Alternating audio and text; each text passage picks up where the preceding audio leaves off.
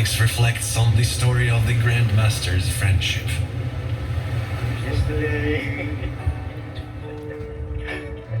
From early childhood, they grew up together, trained together, shared food and hardships, sang and had fun together. Oh, I believe yesterday, suddenly, I'm not half the man I used to be. There's a shadow hanging over me. Oh, I believe in yesterday. Why say had to go? I don't know. She wouldn't say. I say something wrong now. I long for yesterday. Where both families look after as we are caretaker of the property of the owner of the University of the Visayas. Our parents is ordering us to clean up the yard and things like that, and the farms, and then we planted some cocoa or bananas and star apples, mangoes, and when we harvest it, we deliver it to the owner.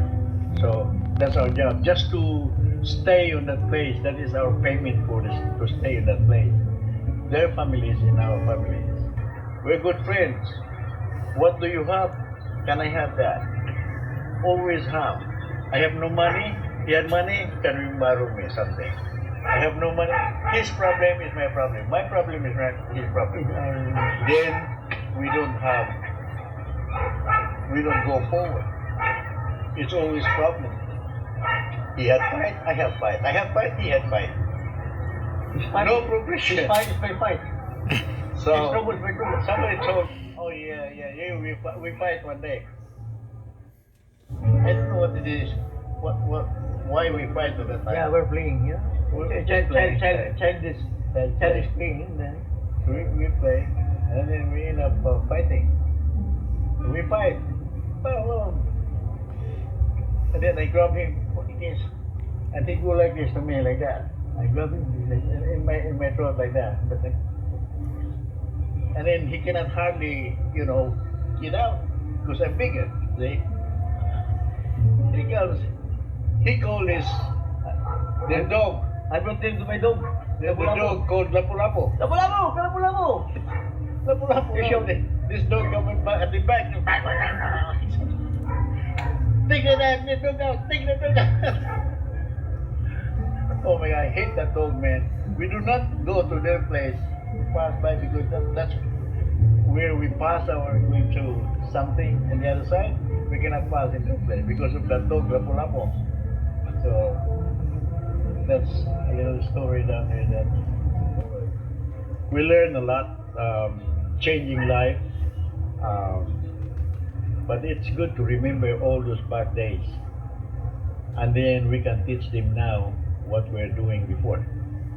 So some people will let them know what we are, and then nowadays these people, the new students, new generations, how lucky they are they live like now.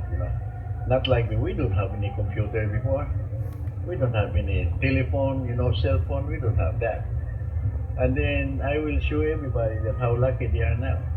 So we will tell our story, the bad part of it, the really bad part of it, so that they will learn. Love was an easy game to play. Everybody, the only difference is I am the most handsome. They are all ugly. Just And yesterday.